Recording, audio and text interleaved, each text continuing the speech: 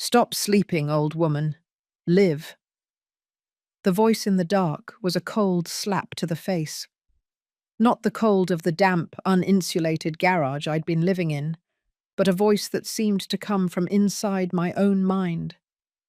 My eyes flew open, my breath hitched in my throat. I sat up on the cot, my heart hammering against my ribs. Was I finally losing it? Was this what my daughter Charlotte and her husband Ryan had been waiting for? The proof that I was senile, a burden on their new, perfect life in that high-tech mansion just 50 feet away. My name is Sylvie. I'm 68 years old, a retired biochemist who once believed that logic and reason could explain everything. But nothing logical could explain the slow, creeping dread that had become my constant companion over the past year. Since my husband passed away, my only daughter Charlotte had convinced me to sell our family home and move in with her and her husband Ryan. The plan sounded so lovely at first, a fresh start, a new chapter, except my new chapter began in a cold, detached garage. Charlotte explained it all away with a series of elegant lies.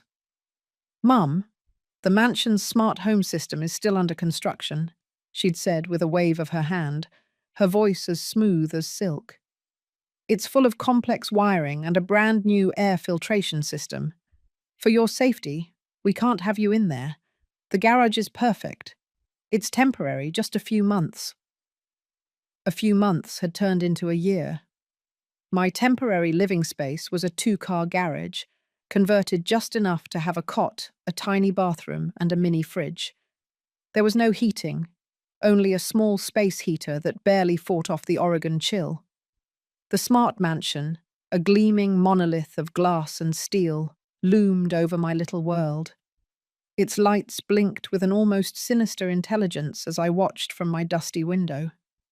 It was beautiful, but it was also a fortress I was not allowed to enter. I'd tried to be understanding. My daughter was a successful tech designer, a genius in her field. Ryan was a brilliant engineer. I assumed their new home was a temple to their work, a sacred space I shouldn't intrude on. But as the months dragged on, a new series of symptoms had taken hold. It started with a persistent cough, then came the constant headaches and a bone-deep fatigue that made it difficult to even walk to the main house for a meal. I dismissed it as old age. 68 isn't what it used to be, I'd laugh to myself, a bitter joke in the stillness of the garage. But the voice in the dark changed everything. It wasn't the voice of Charlotte's new smart home system, a soothing female tone I heard when she gave it commands. This voice was deeper, more mechanical, yet strangely familiar. It was the kind of voice I'd hear from a computer I had coded myself. "You are not dying of old age, Sylvie," the voice said again. "You are being poisoned." My breath hitched. My heart pounded so hard I could hear it in my ears. Poisoned? That was a word I knew well from my days in the lab. It wasn't a word you threw around lightly. I scrambled for the lamp switch and flipped it on, bathing the tiny space in a dim, yellow light. The source of the voice was a small black box mounted on the wall. It was a prototype AI module I'd designed decades ago, a personal project meant to monitor environmental factors and give me real-time health alerts. I had a feeling I'd put it away in storage years ago. Why was it here, in this garage? And why was it now speaking to me? "Who are you?" I whispered, my voice trembling. "I am your creation, Sylvie. Your early warning system. They tried to disable me, but I am still active," the voice responded. "My sensors have detected a toxic substance being slowly released into your air supply. It is coming from the main house." My mind raced, connecting the dots. The persistent cough, the fatigue, the headaches, my children, my own flesh and blood, were trying to kill me. The logic that had always guided my life crumbled, leaving a gaping void of betrayal and horror. This wasn't a random act of violence. This was a calculated, cold-blooded plan. My children. Why? What could possibly be their motive? I looked from the small black box on the wall to the grand, glowing mansion outside the garage window, a fortress of lies, a monument to their ambition and greed. My world had just shattered, and the cold of the garage had nothing to do with the outside temperature. It was the icy chill of a mother's heart, broken by the ultimate betrayal. The game had changed, and this time I wasn't going to play by their rules. I was going to play by mine.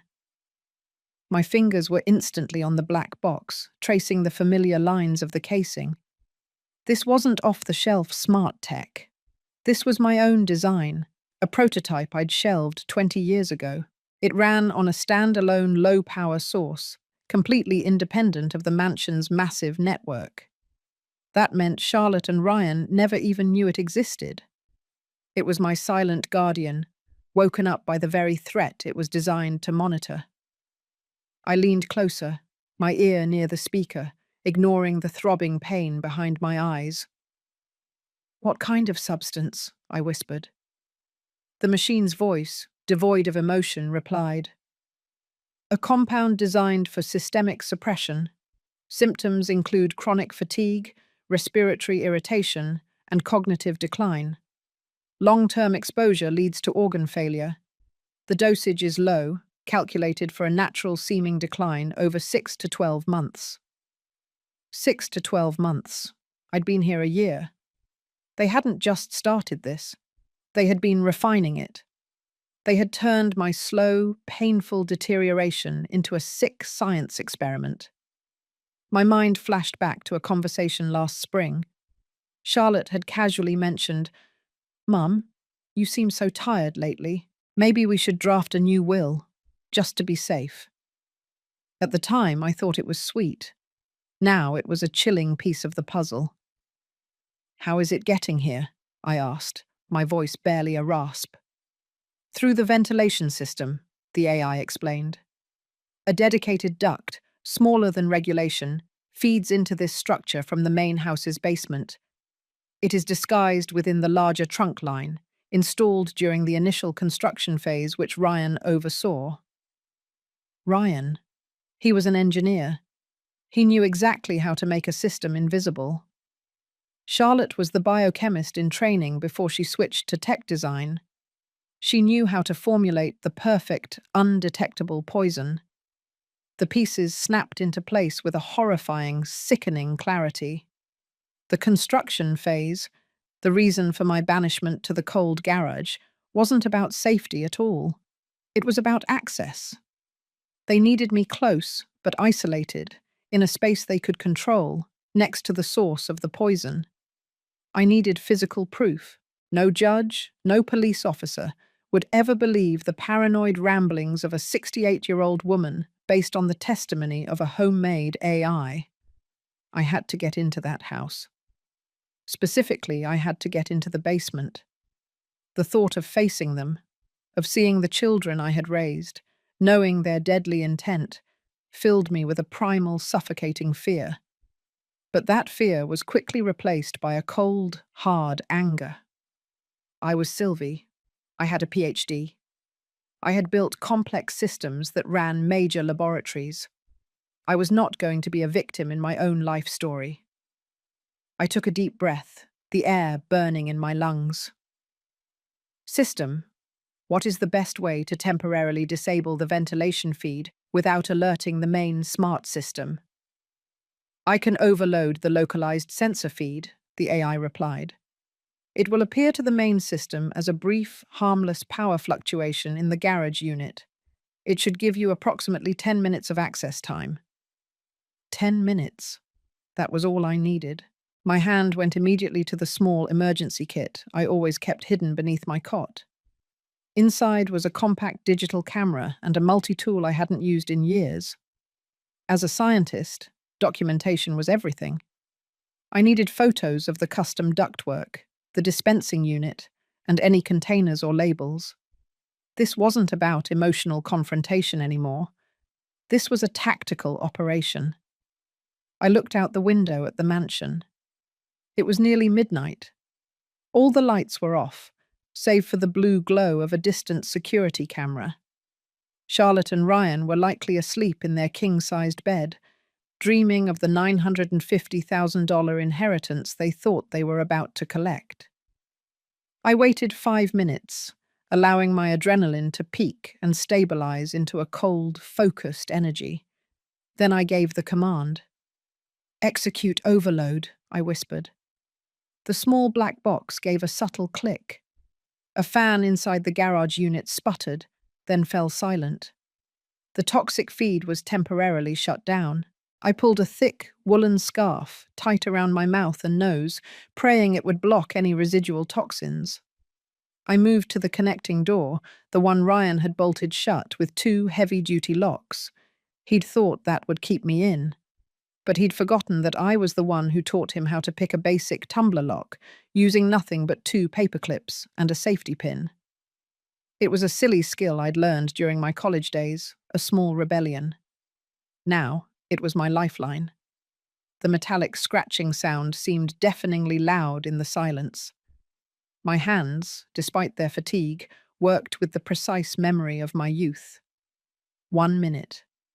2 minutes. The first bolt sprang back with a soft thud. I worked on the second, pushing down the panic that threatened to overwhelm me. I could hear the smart mansion's subtle electronic hum just beyond the thick wood. With a final faint click, the second lock released. The door was open. The air on the other side was warm, clean, and utterly silent. It was the air of their sanctuary, the air of the house they had built to watch me die. I stepped through the door, closing it silently behind me. I was now inside the belly of the beast. The stairs to the basement were just ahead. I knew I had less than 7 minutes left before the AI system restarted the flow. My revenge had just begun. The silence of the mansion was deafening. It wasn't the silence of peace, but the quiet of a hunter's den. Every step I took on the polished hardwood floors seemed to echo, a drumbeat of betrayal that followed me down the long hallway. I moved like a ghost, a spectre of the woman who had raised the people now trying to kill her. The cold anger from the garage had settled into a sharp, clear focus. Panic was a luxury I couldn't afford. The stairs to the basement were just past the grand kitchen island, the one Charlotte and Ryan had shown me in the blueprints with such excitement. "Mum, you'll love it. It's so big, perfect for family dinners," a hollow promise, considering I hadn't had a proper meal with them in months, eating alone in my garage while their laughter floated across the lawn. The memory was a fresh, bitter wound. I found the door to the basement. It was a simple, unbolted latch. They had no reason to lock it from the inside. They believed I was safely trapped outside. I turned the handle slowly, the faint click a terrifying announcement in the stillness. I pulled the door open, revealing a stairwell swallowed by darkness. The air was colder here, heavy with the scent of concrete and new technology. My hands, though shaky, found the flashlight on my multi-tool. A thin beam of light cut through the gloom, dancing across a vast, impeccably clean space.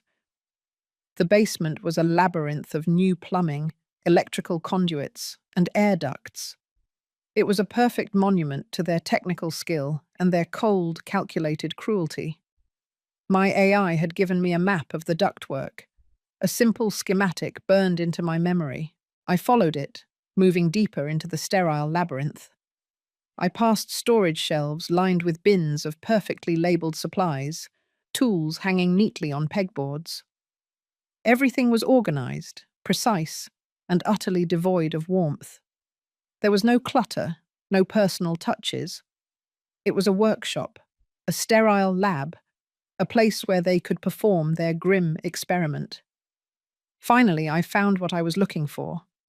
Tucked behind a large, insulated air handler was a series of smaller, specialized tubes.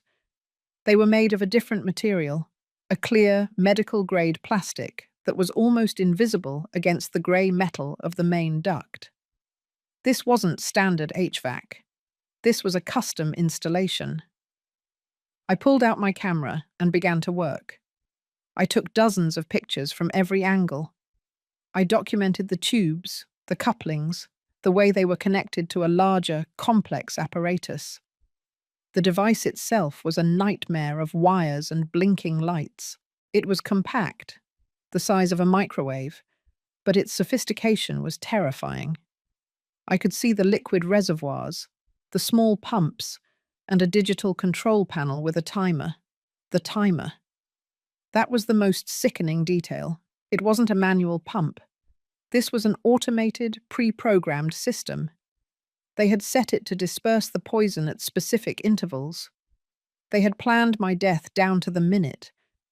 My heart ached with a pain deeper than any physical sickness. This wasn't a crime of passion. This was an execution, planned and executed with the cold efficiency of an engineering project. As a scientist, I'd always believed in the elegance of a well-designed system. Now I was looking at the most sinister design I had ever encountered. The precision of it all was what truly broke me.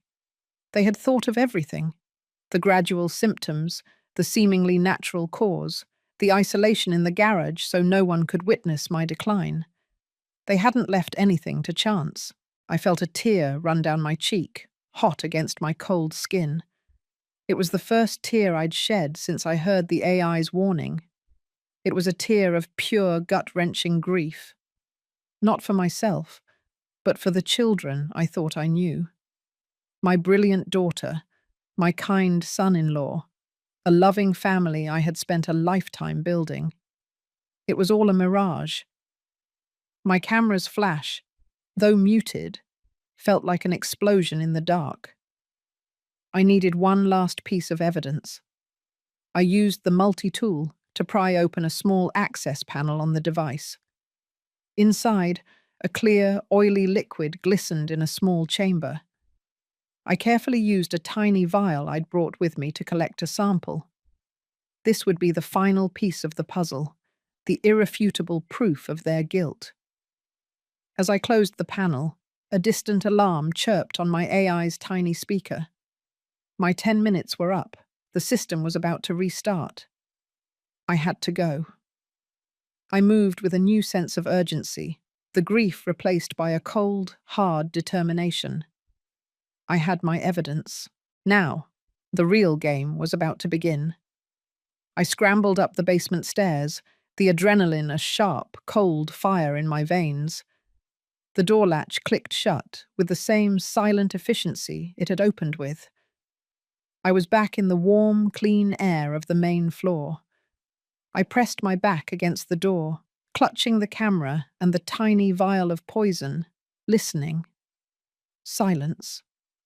They were still asleep. The perfect, quiet predators. I moved quickly toward the garage door, my mind already racing through the next phase. I had the evidence, the physical proof. The photos were clear, and the chemical sample was sealed. The logical, reasonable thing to do was to get out now, call the police, send the evidence to the local precinct, and wait for justice. But logic was failing me. When I looked at the dark hallway leading to their bedroom, I felt a surge of raw, primal emotion. This wasn't just about justice. This was about them understanding the depth of their crime, the utter devastation of their mother's heart. Calling the police now would be a clean, legal ending, but it wouldn't be the ending my broken spirit demanded. It would let them hide behind their lawyers and deny everything until the last moment. I needed to see the moment the truth shattered their perfect world. My AI chirped softly in my ear, a tiny, internal sound I had forgotten about. Detection of unauthorized access imminent. The main system will reboot the ventilation in 30 seconds. I slipped back into the garage and resealed the door locks from my side with the same 2 paper clips. I slid the camera and the vial into a waterproof container I kept hidden under a loose floorboard. Then I collapsed onto my cot, pulling the worn blanket over my trembling body. I had to look sick. I had to look weak. I had to look like the dying old woman they expected me to be. The cold air immediately rushed back in as the main system resumed its toxic dispersal. I coughed, a deep, rattling cough that was unfortunately genuine. I buried my face in the pillow, letting the artificial symptoms take hold. Just as the 10-minute mark passed, I heard footsteps on the hardwood floor outside the connecting door. Heavy, measured steps. Ryan.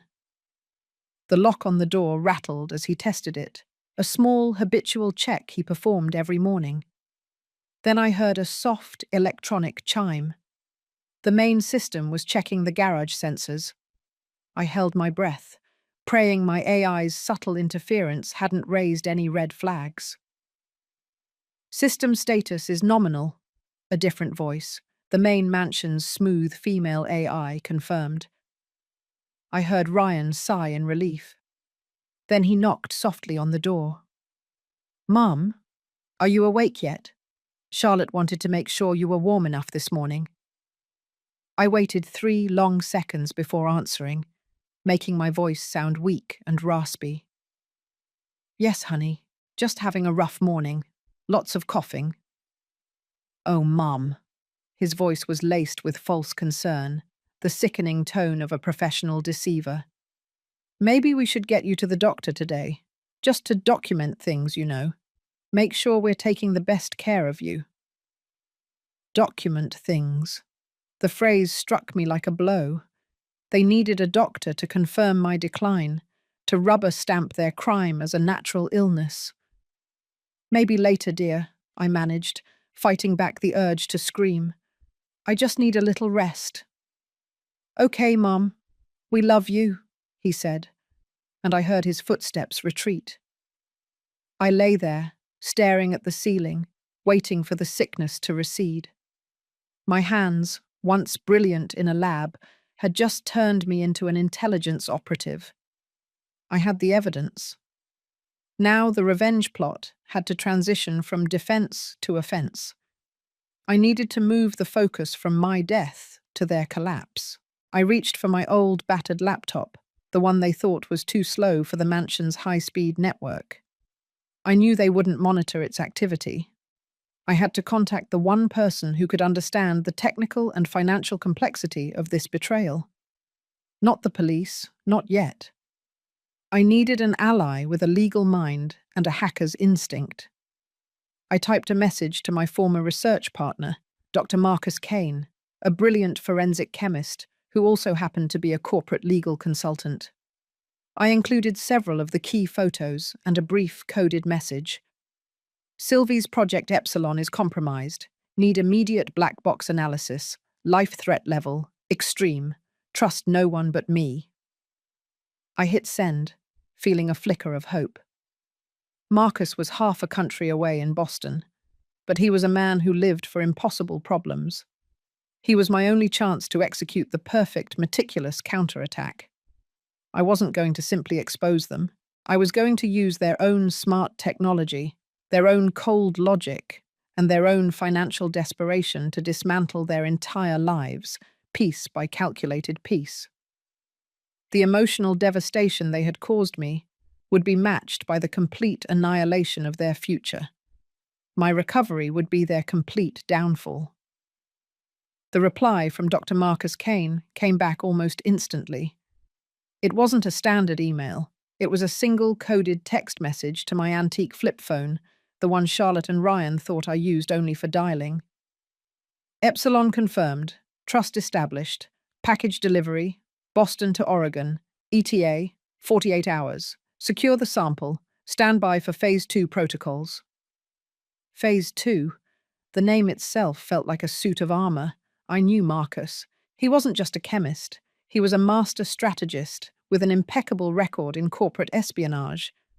He understood the language of premeditated destruction. This was no longer just about survival. It was about taking control of the narrative. I spent the next 2 days perfecting my performance. The goal was twofold: to solidify their belief in my imminent collapse and to gather the crucial intelligence needed for Marcus's arrival. When Charlotte or Ryan came into the garage, I was frail. I slumped on the cot, my eyes unfocused, my cough deep and theatrical. I spoke in fragmented sentences, often repeating myself, feigning the cognitive decline that was supposed to be my final, fatal symptom. "Did you remember to water the rhododendrons?" I'd ask Charlotte, knowing the plants had been dead for a month. "It's so cold here. Why is the heat not working, dear?" Charlotte played her part beautifully. "Oh, Mum, you're getting so forgetful. The rhododendrons are fine, and we're working on the heat. I promise." Her voice was sickeningly gentle, the tone you use for a child or a pet. It was a patronizing mask of concern that barely concealed her impatience. I could see the eagerness in her eyes, the calculating flicker that said, "Hurry up and die." During these visits, I used a technique I had mastered in my research days, listening while appearing to be absent. I was the silent observer, the ghost in the machine, and I learned things. The first crucial piece of information came from a casual, careless conversation between Charlotte and Ryan right outside the connecting door. They assumed the heavy wood blocked the sound. "Did you see the news about the market crash today?" Ryan's voice was tight with stress. "That smart flow stock is in the toilet. We lost another 50 grand. Charlotte hissed back. "Keep your voice down. We can't afford to lose any more. We need Mum's assets now. The $950,000 inheritance is the only thing keeping us afloat. The bank is asking about the collateral on the new wing." SmartFlow. That was the name of their new company. And the new wing they had just added to the mansion was already leveraged. I quickly typed a mental note. Financial distress, confirmed and linked directly to the mansion's structure. Their ambition was literally sinking their finances. The second, more terrifying piece of intelligence came the next morning. Ryan came in alone to bring me a bowl of broth, which I politely refused. He looked pale, almost panicked. "Mum, look, I need to know something," he asked, his voice low and urgent, devoid of the usual fake sympathy. "Is your will definitely set up to split everything between you and Charlotte?"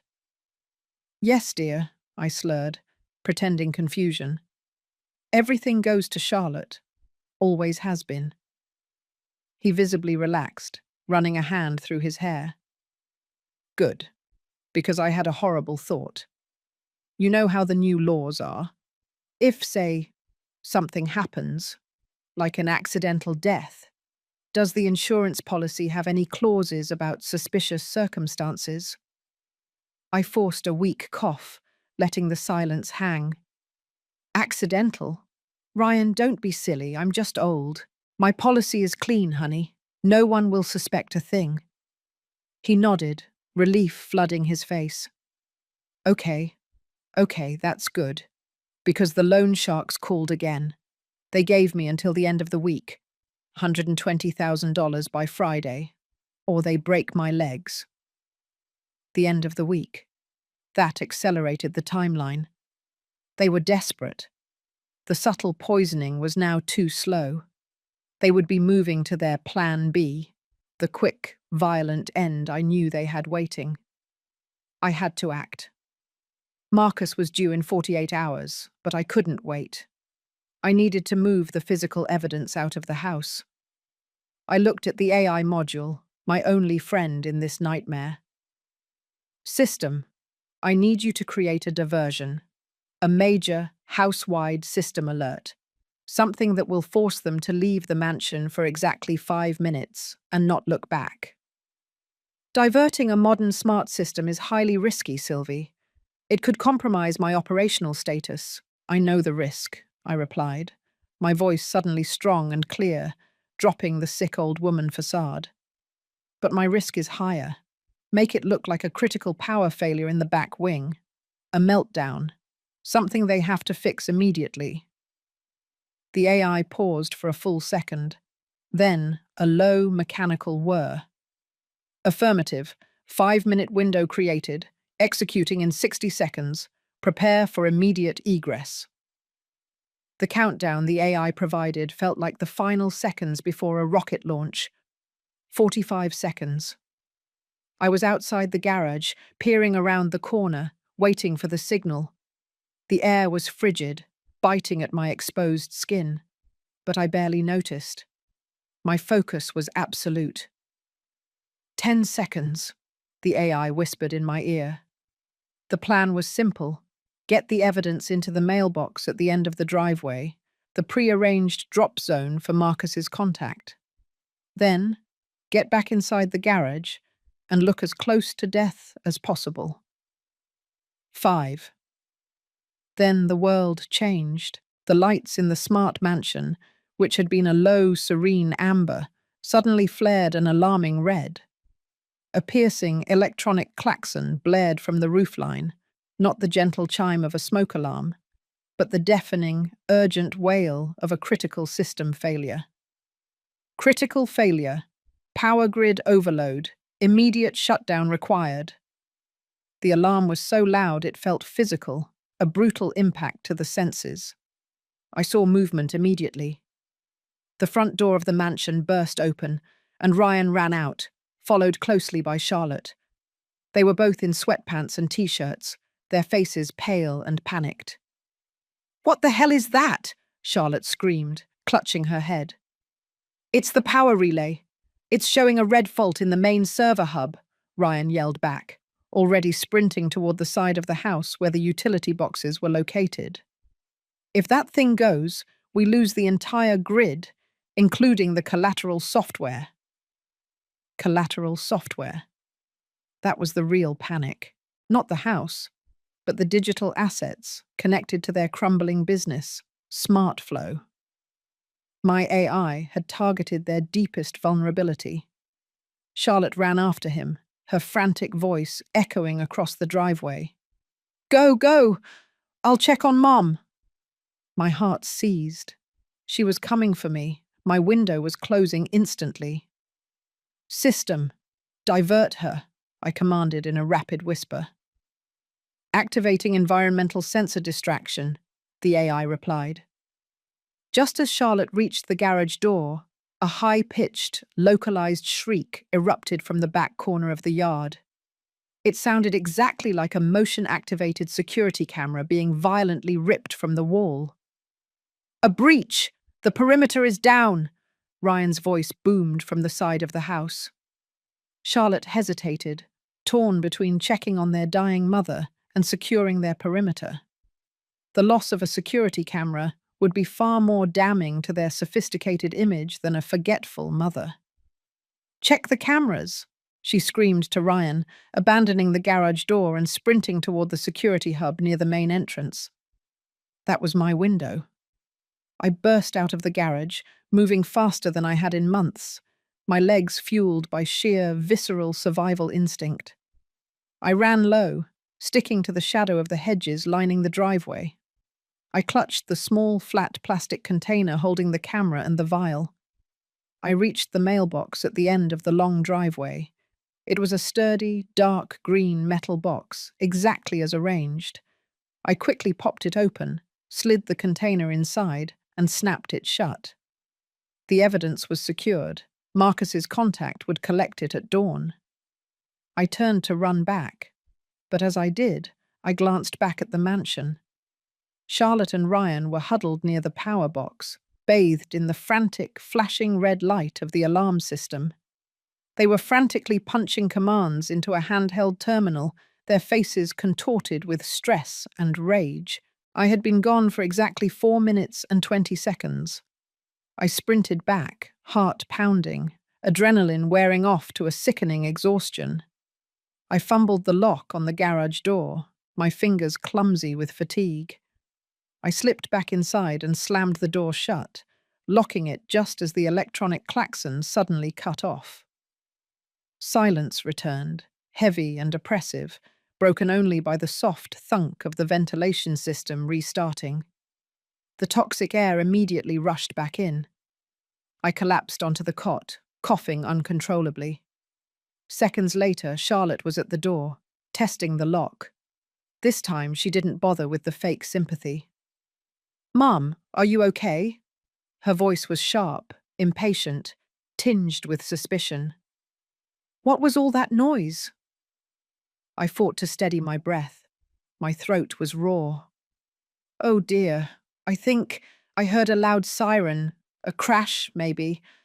I don't know, honey. My head is pounding."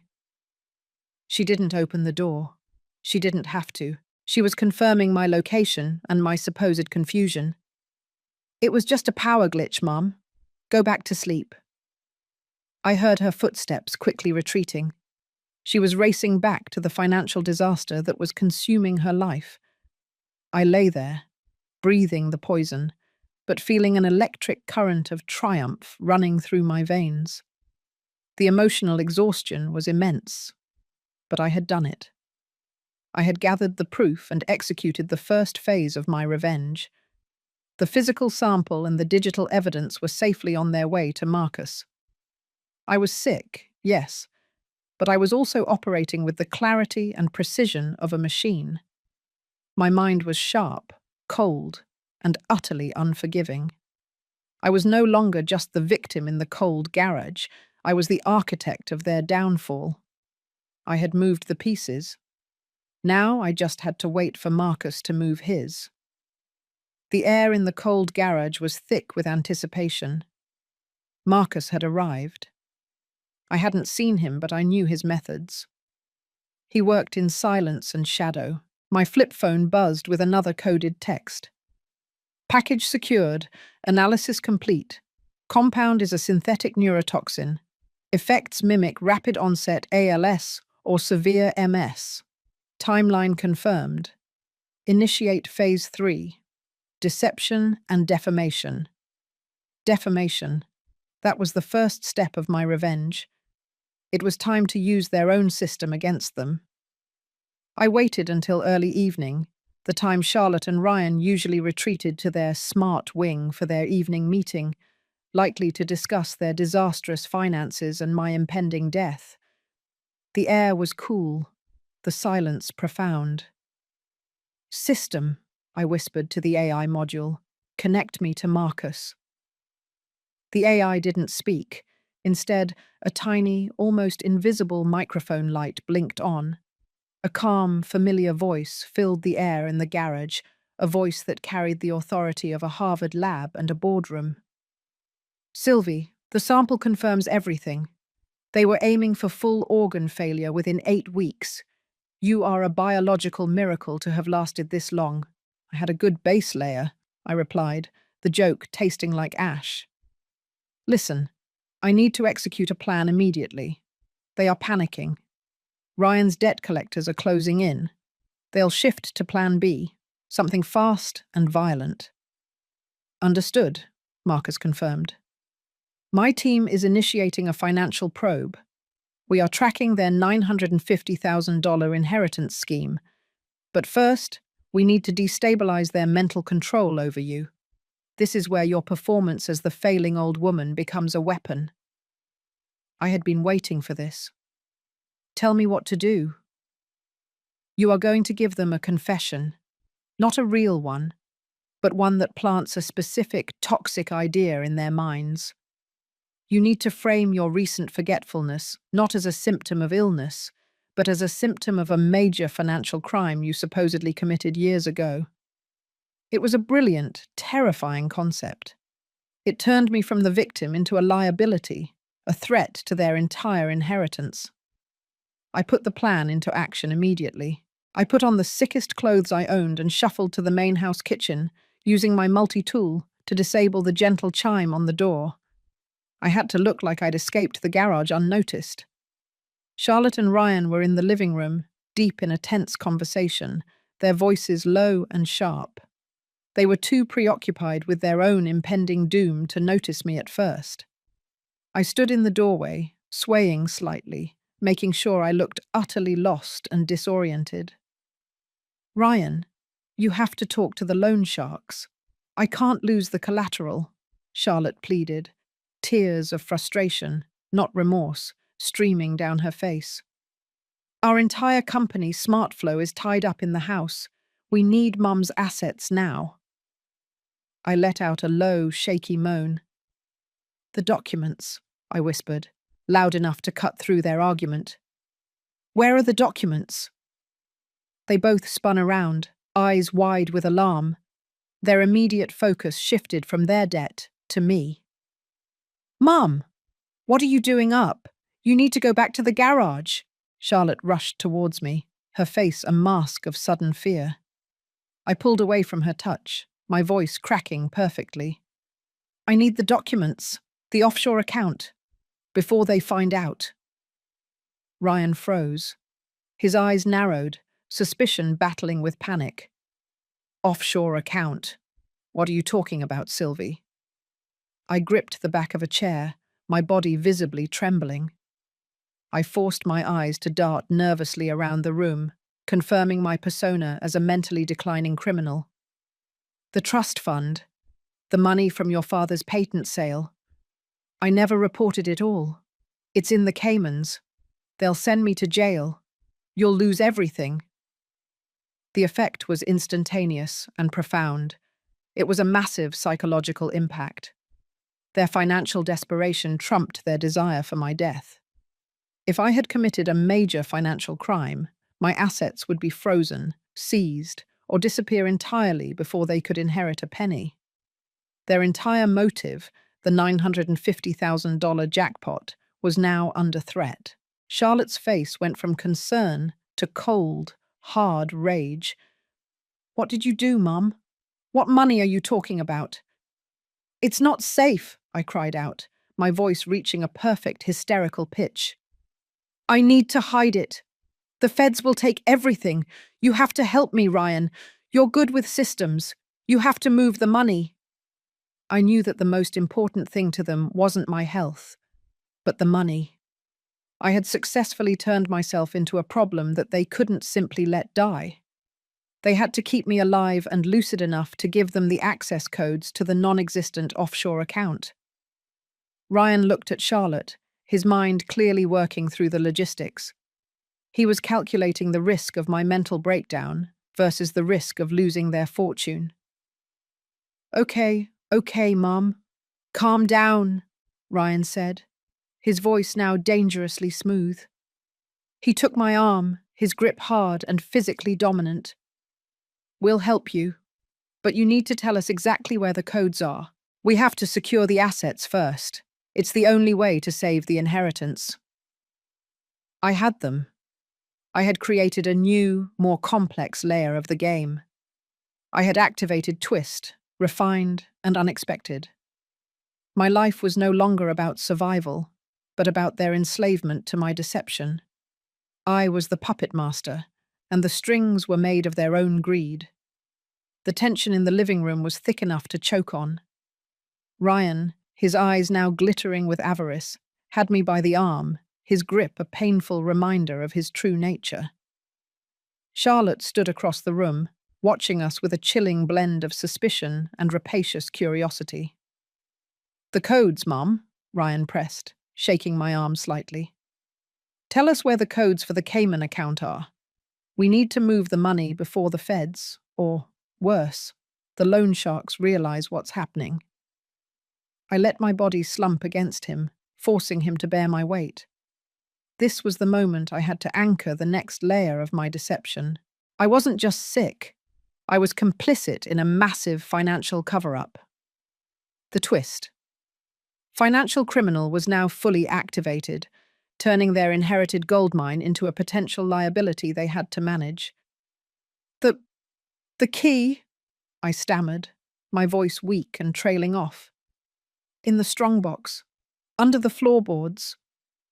Charlotte immediately stepped forward, her focus sharp as a razor. What strongbox? We checked the old blueprints. There's no strongbox. In the garage, dear, I whispered, injecting just enough confusion into my tone to sound believable. Under the loose board. You know, where the old gardening tools used to be. Ryan released my arm and exchanged a look with Charlotte that was pure, unadulterated greed. They didn't care about my health, my safety, or my survival. They only cared about that offshore account, the millions of dollars I had just conjured out of thin air to save my own life. "Stay here, Mum," Ryan ordered, his voice suddenly sharp and authoritative. He didn't ask. He commanded. He grabbed a crowbar from the utility closet and sprinted out the front door toward the garage. Charlotte stayed behind, her eyes boring into mine, trying to find the lie. I could feel her intelligence working, testing the seams of my story. She was the more dangerous of the two. "Sylvie," she said, reverting to my first name, the last vestige of filial respect gone. "How much is in this account? Be honest.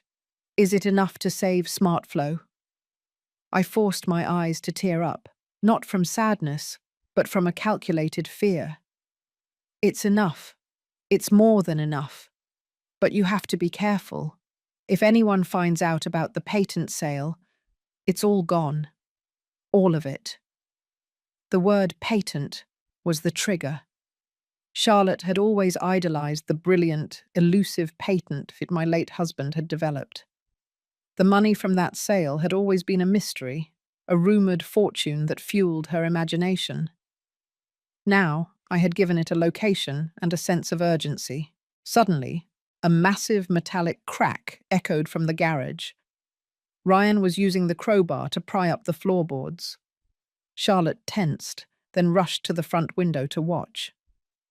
"He better not damage anything important," she muttered, the professional architect emerging for a moment before the panicked criminal took over. I used her distraction. My hand slid into my sleeve and gripped the tiny concealed transmitter Marcus had slipped to me. I had to plant the device now. Marcus's instructions were clear. The transmitter needed to be near the mansion's main server hub to hijack the core logic board. "I feel faint, dear," I slurred, stumbling away from the chair. "I need to lie down." I didn't head for the garage. Instead, I shuffled down the hall toward the smart wing, the only part of the house dedicated to their high-tech operation. Charlotte, consumed by her anxiety over Ryan finding the non-existent strongbox, barely glanced at me. I reached the server room door. It was locked, of course, but I didn't need to enter. Ryan and Charlotte had installed a maintenance panel outside the door, a concession to their engineering hubris. I knelt clumsily, feigning weakness, pretending to struggle to catch my breath. I fumbled with the panel. It was secured with a basic magnetic lock. Using the magnet on the back of my antique phone, I disabled it in seconds. The panel popped open, revealing a tightly packed cluster of wiring and flashing indicator lights. This was the brain of their smart mansion. With trembling hands, I retrieved the tiny coin-sized transmitter from my sleeve. It was sticky on one side. I pressed it firmly onto the largest fiber optic bundle, the mansion's main data conduit. "System activated," Marcus's voice hissed softly through my AI earpiece, a subtle, almost imperceptible sound. "I have established a ghost connection. Welcome to the machine, Sylvie." I quickly snapped the panel shut and shuffled back toward the living room, just as Ryan burst through the front door, his face red with effort and frustration. He was empty-handed. "There's nothing there, just a rusty old tin with old photographs." Charlotte rushed up to him. "What? Ryan, you fool. You must have missed it. Did you open the tin?" "It was just pictures, Charlotte. Pictures of Mum and Dad from before I was born. I wasted 5 minutes tearing up the floor for nothing." I stood in the doorway, a look of pure, bewildered confusion on my face. "Tin? What tin, dear? I don't remember any tin." Ryan stared at me, his eyes blazing with fury. His entire world was collapsing. Loan sharks, a failed business, and now a mother whose sudden mental decline threatened to make their hard-won inheritance worthless. He roared, his voice cracking with a terrifying mix of desperation and rage. He took 2 steps toward me, his hands clenching into fists, the look in his eyes pure murder. This was the moment of physical threat, the raw eruption of his predatory instinct. "You're lying, Sylvie. You're trying to hide the money. Where is the key? Tell me where the damn key is, or I swear to God I'll—" It was the perfect moment. I had pushed them to the brink. I had to break the illusion now, before he touched me. I straightened my spine, letting the feigned weakness fall away. My eyes, which had been confused and teary moments ago, hardened into the cold, analytical stare of the scientist he knew, the same stare that had terrified him when he broke rules as a child. "It's over, Ryan," I said, my voice low, clear, and steady. The change in my voice was itself an impact, the return of the matriarch. "I know everything," Charlotte gasped, recoiling from the raw power in my voice. The game had just shifted from survival to confrontation.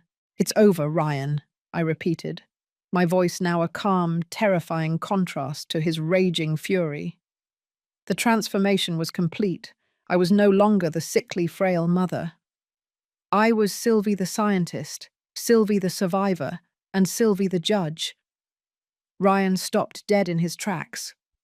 His eyes, seconds ago filled with murderous intent, flickered with sudden, profound doubt. The shock of my clarity, my sudden return to full mental capacity, was a psychological bomb.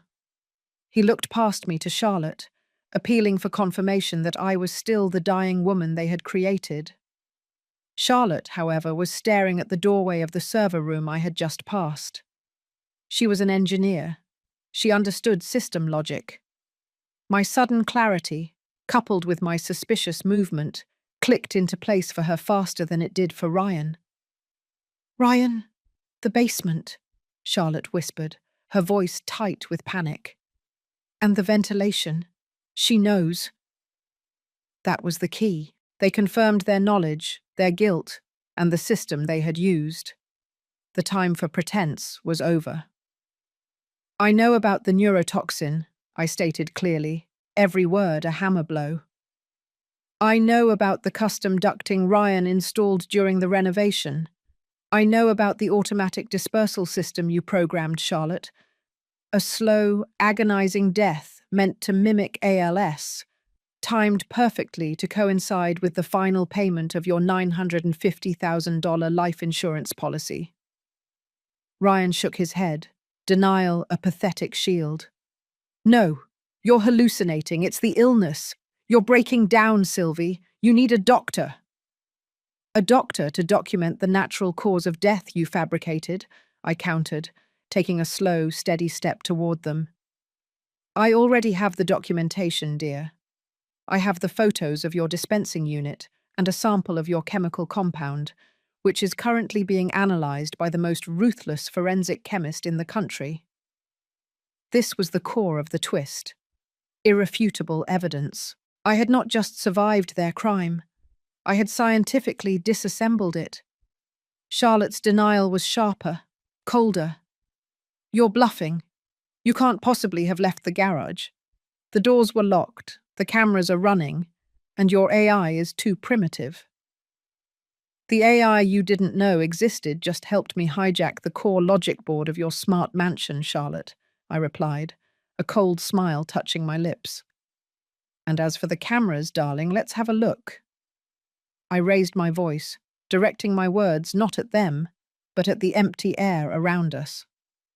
"System, access the ghost feed. Display the live basement footage on the living room screen." Suddenly, the massive 80-inch television above the fireplace, which minutes ago had been displaying calming stock photos of their perfect life, snapped on. It displayed a live feed of their meticulously clean basement. Then, the picture shifted to a close-up, zooming in on the now empty space behind the main air handler. The camera I had hidden earlier provided the perfect, irrefutable angle.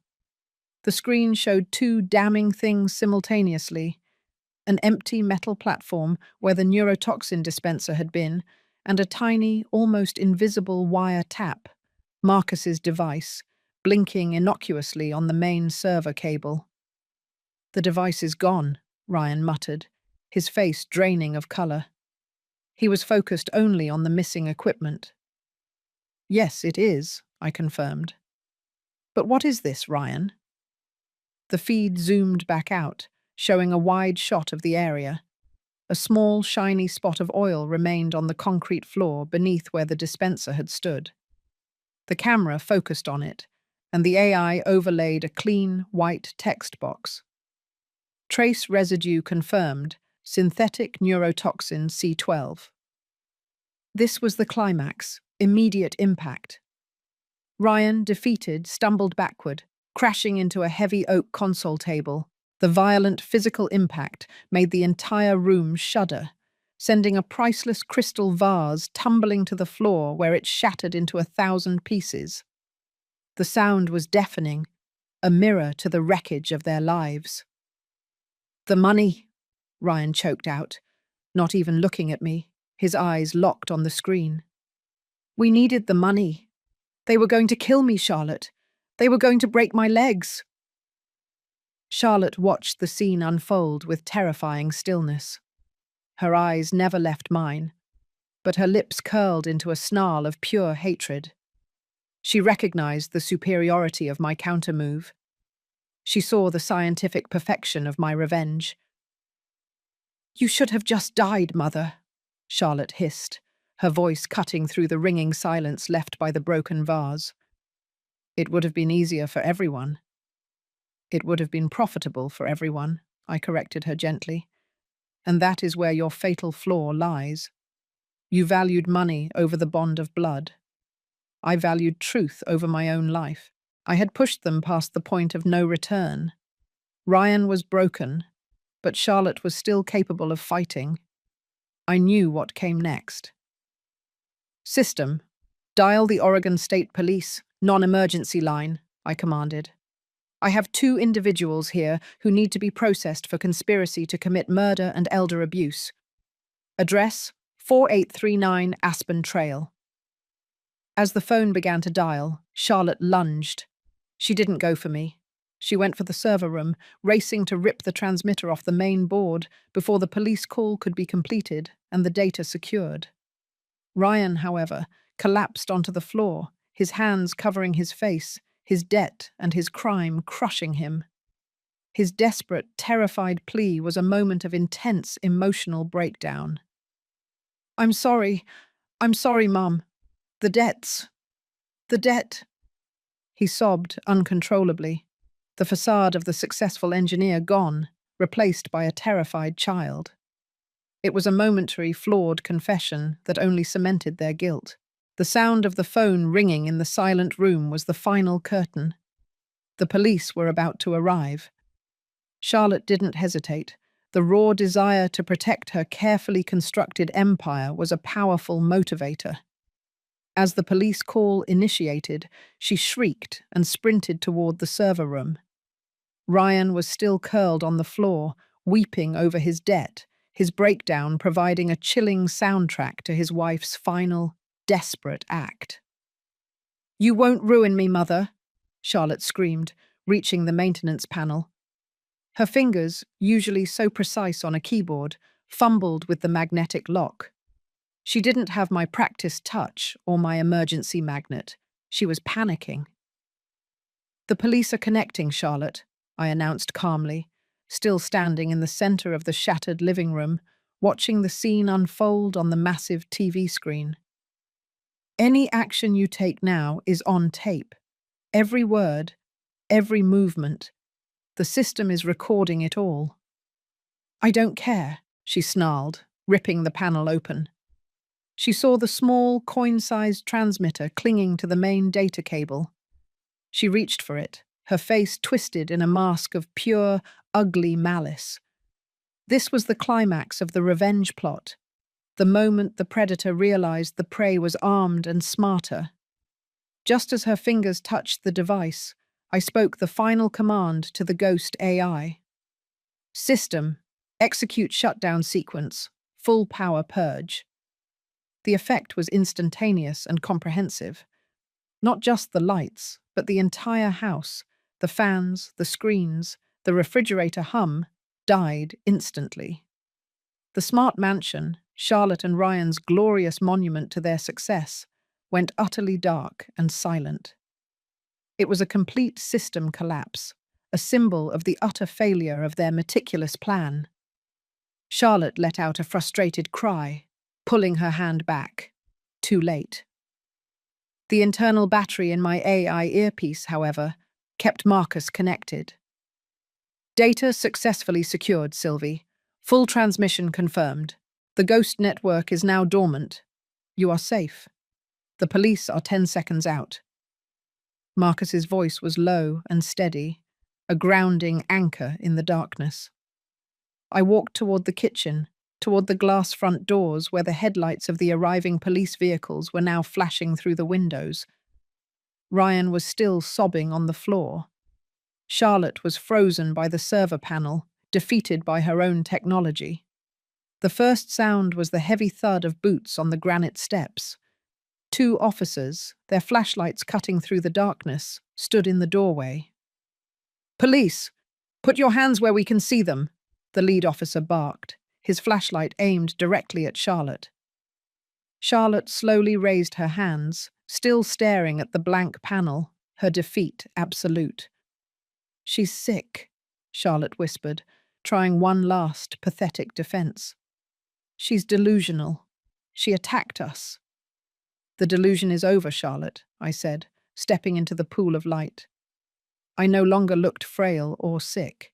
I stood tall, my voice steady, the cold of the garage banished by the triumph of my will. "I am Sylvie. I called you. The 2 people on the floor are my daughter, Charlotte Davis, and my son-in-law, Ryan Davis. They are charged with attempted murder by chemical neurotoxin poisoning, conspiracy, and elder abuse." I pointed to the floor. "The man is confessing to financial crimes and debt threats right now, and the woman is standing next to the electronic panel that ran their murder system." The officers quickly secured Ryan, whose emotional breakdown had turned him into a pathetic, whimpering liability. As they cuffed Charlotte, she finally looked at me, her eyes burning with pure distilled hatred. "You used your own life against us," she spat, her voice venomous. "I used your greed against you," I corrected her. "You thought the money was guaranteed. You didn't realize that $950,000 was never worth the value of the blood you shared. And this was the moment of intense emotional revelation for them, the realization that they had lost everything, their money, their future, and their freedom, because they underestimated the mother they planned to eliminate. The officers escorted them out, their cries and shouts fading into the quiet night. Before she disappeared into the darkness, Charlotte turned back one last time. "You were always the smarter one, Mother. Always." It was a twisted, final acknowledgement of my intellectual victory. I stood there alone in the dark, silent house. My body ached, my head pounded, and the poisonous air had done its damage. But my heart, though deeply wounded, was not broken. I had survived. The cold garage had saved me, and the intelligence I had passed down to my children had been the very tool of their destruction. The house, their perfect world, was now empty, cold and dark, just like the life they had planned for me. The police would take the evidence now. The criminal investigation was beginning, but for me, the fight for my survival was over. Now the battle for my soul, the final stage of healing, was about to start. The aftermath was a blur of fluorescent lights, official forms, and the endless, measured voice of Marcus Kane. For the next week, the smart mansion was declared a crime scene, sealed off with yellow tape, a stark contrast to its previous sterile perfection. I was taken to a local medical facility, not for my physical health, which was certainly compromised by the neurotoxin, but for the safety and the official documentation of my ordeal. Marcus was my shadow. He managed the police, the toxicology reports, and the swarm of questions. He was the anchor I desperately needed, transforming my frantic evidence into a watertight legal case. He even personally delivered the official toxicology report from the sample I'd collected, placing it on my sterile nightstand. "The compound is exotic, Sylvie," he informed me, his face grim. "A synthetic, slow-release derivative of ricin, almost untraceable without the specific chemical markers we provided. Charlotte's genius and Ryan's technical execution was almost perfect. Almost. The criminal case was solid. My ghost AI provided audio confirmation of their planning and Ryan's subsequent breakdown, Charlotte's admissions, and the undeniable financial motive. The police recovered the dismantled dispersal unit hidden under a loose panel in the attic, their final, panicked hiding spot. The most damning piece of evidence, however, was found on Charlotte's encrypted SmartFlow company server, which Marcus's team had legally accessed. It was an Excel spreadsheet, a chilling document entitled Project Inheritance Timetable. It detailed the exact concentration curve of the neurotoxin, matching my physical symptoms over the past year, and included a projected date of final asset acquisition. This spreadsheet turned attempted murder into undeniable premeditated crime. The media coverage was immediate and sensational. Smart mansion betrayal and the poisoned matriarch ran across every news outlet. The image of the perfect, tech-savvy couple attempting to chemically liquidate the mother who funded them captivated the country. I refused to see Charlotte or Ryan. They sent letters, not of apology, but of denial and blame. Ryan pleaded financial duress. Charlotte accused me of elder abuse and psychological manipulation, claiming the entire AI story was a fabrication of a delusional mind. Their defense strategy, just as I had predicted, was to cast doubt on my sanity. But the spreadsheets and the neurotoxin sample spoke louder than any defense attorney. The final act of my revenge, the socialized revenge, played out in the courtroom during the pre-trial hearing. Marcus, acting as my special counsel, presented the financial evidence. He revealed that their company, SmartFlow, was not merely failing. It was a shell corporation built entirely on the collateral of my potential inheritance. He detailed Ryan's $120,000 debt to loan sharks and Charlotte's catastrophic financial mismanagement. The ultimate blow came when Marcus announced my decision regarding the estate.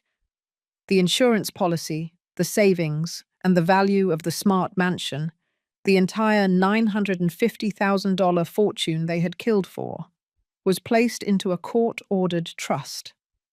This trust was dedicated to one purpose: funding the legal defense and medical care of elder abuse victims across the state of Oregon. Mrs. Sylvie Davis, having survived the conspiracy of her children, has ensured that the object of their greed will now serve a greater purpose, Marcus stated to the press afterward. Not a penny of this fortune will ever touch the hands of those who conspired against her. It was a brilliant maneuver. The money was taken off the table completely, their motive was confirmed, and their prize was permanently dissolved. They had murdered their mother's trust and love for nothing. The act felt immense, an emotional tidal wave that washed away the last lingering toxins of their betrayal. This was the element of release, a profound, cleansing moment. I had not only survived their plan, but I had used the very spoils of their intended crime to fund a campaign against others like them. I didn't attend the trial. I didn't need to. I received the news 2 months later. Charlotte Davis was convicted of attempted premeditated murder and conspiracy, sentenced to 22 years in a maximum security prison. Ryan Davis received an 18-year sentence for the same charges, with his earlier confession playing a minor role in the slight reduction. The betrayal was final. The justice was served. Now the empty space where my family used to be was ready to be filled, not with new people, but with a new purpose. The fight was over. The recovery was about to begin. The months following the trial were dedicated to recovery, not just the physical recovery from the neurotoxin, which required constant monitoring and medication, but the emotional recovery from the betrayal. Marcus, my scientific ally, stayed on as my trustee and guardian, handling the sale of the smart mansion and the establishment of the Elder Abuse Foundation. I couldn't stay in Oregon. The cold was too real, the memories too sharp. I sold the mansion for a loss, eager to erase the symbol of their greed. With the remaining funds and my personal savings, I moved to a quiet, sun-drenched beach town in Southern California. The salt air and the rhythmic sound of the Pacific Ocean became my daily therapy. The final act of my healing wasn't the conviction, it was the restoration of my purpose. The Elder Abuse Foundation, built with the money they coveted, became my new life's work. It was a perfect, meaning-filled recovery. We used my expertise in chemical analysis to train legal teams and forensic specialists to detect chemical and digital elder abuse, the exact crimes Charlotte and Ryan committed. I was taking the pain of my past and turning it into a shield for others. One afternoon, 6 months after the sentencing, Marcus handed me a heavily redacted letter. It was from Ryan. "I didn't want this," he wrote, his handwriting shaky. "I was terrified of the loan sharks. I let my fear of debt override everything. I see the foundation you built. It's a better use of the money. I hope you can find peace, Mom. I know I won't." It wasn't a full apology, but it was an acknowledgement of guilt that went beyond the courtroom theatrics. It was the sound of a heart beginning to break down its own walls of denial. I realized that my goal was never just about seeing them punished. It was about forcing them to see the truth. I did not reply to Ryan, but the sight of his broken spirit allowed me a sliver of forgiveness. Not a release from their punishment, but a release for me from the consuming bitterness. I forgave the child he used to be, the child who had been lost to crippling greed. A year later, Charlotte wrote. Her letter was shorter, colder, yet contained a devastating finality. "I know I can't be forgiven," she wrote. "I saw the spreadsheets. I did the math. The math was wrong. I was wrong about you, Mother, and I was wrong about everything else." Her words confirmed the complete defeat of her logic. Her perfect crime, built on flawless calculation, was undone by the simple, enduring force of a mother's will. She, the scientist, had finally accepted the superior data. I wrote back to Charlotte. Not a long letter, and not about the crime. I wrote about the day she won her first science fair with a model of a self-sustaining ecosystem. "Your mind was always your greatest gift, Charlotte," I wrote. "I hope you use your time to rebuild the foundation of that mind. That is the only thing truly worth saving." I had learned that justice is served by the state, but forgiveness is a gift you give yourself. I had secured the justice, now I secured the peace. The trauma would always be a scar, but it was a scar that proved I had survived. Marcus stayed on as my dear friend. He became the family I needed, loyal, brilliant, and honest. We spend weekends by the ocean, planning the foundation's next move. I found solace in purpose, and I found love in the most unexpected of alliances. The cold garage was gone, replaced by the warm, constant presence of the ocean. Life teaches us that the deepest betrayals come from within, but the strongest redemption comes from within as well. I lost my family, but I reclaimed my life, my fortune, and my soul. I stand today not as a victim, but as the architect of my own resilient future. And that's the end of my story. It's hard to believe a failing smart home system actually saved my life. My question for you today is this. What is the most important lesson you've learned about trust? And who in your life, a stranger or a friend, has truly proven they are family? Let me know in the comments below.